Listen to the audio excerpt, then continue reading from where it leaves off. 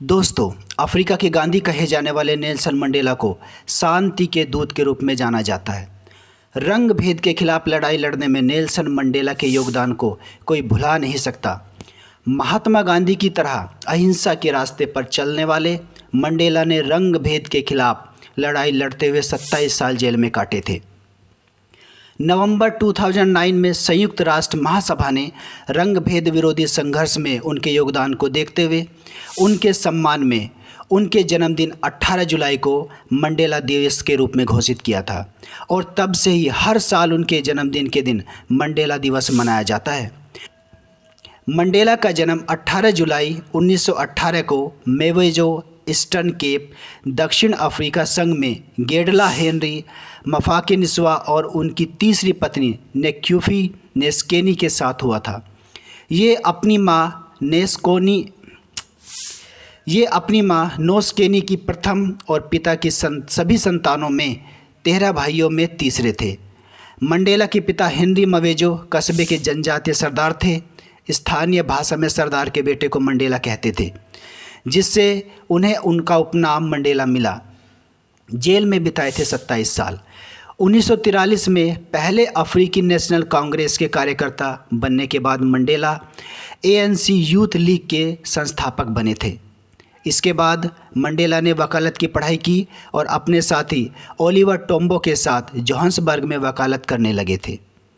उन दोनों ने मिलकर रंगभेद के खिलाफ आवाज़ उठाई। इसी कारण 1956 में उनके साथ 155 कार्यकर्ताओं पर मुकदमा चला गया, जिसे 4 साल बाद ख़त्म कर दिया गया। 1960 में ANC पर प्रतिबंध लग गया। मंडेला ने देश की अर्थव्यवस्था के लिए भी अभियान चलाया था। 5 अगस्त 1962 को उन्होंने मजदूरों को हड़ताल के लिए उकसाने और बिना अनुमति देश छोड़ने के आरोप में गिरफ्तार कर लिया गया। उन पर मुकदमा चलाया गया और 1964 में उन्हें आजीवन कारावास की सज़ा सुनाई गई। 1964 से 1990 तक रंग भेद और अन्याय के खिलाफ लड़ाई के चलते उन्हें जेल में जीवन के 27 साल बिताने पड़े।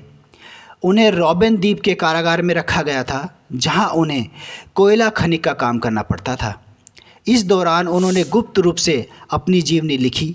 जेल में लिखी गई उनकी जीवनी 1994 में एक पुस्तक के रूप में प्रकाशित हुई, जिनका नाम लॉन्ग वॉक टू फ्रीडम है। महात्मा गांधी की अहिंसा और असहयोग की विचारधारा ने मंडेला पर काफ़ी असर डाला था। वह अपने जीवन में गांधी के विचारों के प्रभाव की बात किया करते थे। 2007 में नई दिल्ली में हुए सम्मेलन में अपने वीडियो संदेश में मंडेला ने कहा था, दक्षिण अफ्रीका में शांतिपूर्ण बदलाव में गांधी की विचारधारा का योगदान छोटा नहीं है। उनके सिद्धांत के बल पर ही दक्षिण अफ्रीका में रंगभेद की घृणित नीति के कारण जो समाज में गहरा भेद था वह खत्म हो सका था। नेल्सन मंडेला को 1993 में शांति नोबेल पुरस्कार दिया गया था। नेल्सन मंडेला ने कहा था, विकास और शांति को अलग नहीं किया जा सकता। शांति और अंतर्राष्ट्रीय सुरक्षा के बगैर कोई भी देश अपने गरीब और पिछड़े हुए नागरिकों को मुख्य धारा में लाने के लिए कुछ नहीं कर सकता। जीवन के 27 वर्ष कारागार में बिताने के बाद 11 फरवरी 1990 को उनकी रिहाई हुई। रिहाई के बाद समझौते और शांति की नीति द्वारा उन्हें एक लोकतांत्रिक एवं बहुजातीय अफ्रीका की नींव रखी। 1994 में दक्षिण अफ्रीका में रंगभेद रहित चुनाव हुए। अफ्रीकन नेशनल कांग्रेस ने 62% मत प्राप्त किए और बहुमत के साथ उनकी सरकार बनी। 10 मई 1994 को मंडेला अपने देश के पहले अश्वेत राष्ट्रपति बने। क्रांति की राह पर चलने वाले नेल्सन को लेकर उनका परिवार चिंतित रहता था, इसलिए उन्होंने उनकी शादी कराने की सोची। लेकिन नेल्सन मंडेला 23 साल की उम्र में शादी से भागकर परिवार को छोड़कर जोहान्सबर्ग आ गए। हैरानी की बात तो ये है कि शादी से भागने वाले मंडेला ने 3 शादियाँ की थी।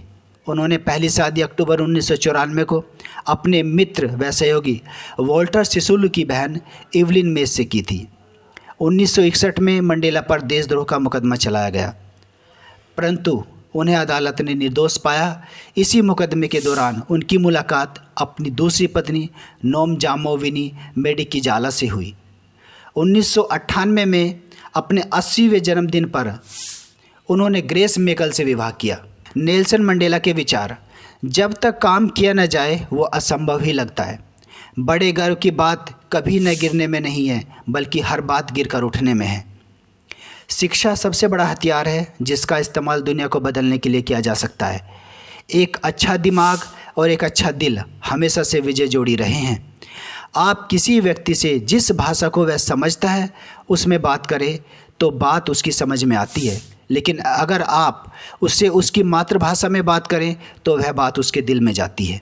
दोस्तों, वीडियो अच्छा लगा हो तो हमारे चैनल को सब्सक्राइब करें और वीडियो को शेयर करना ना भूलें।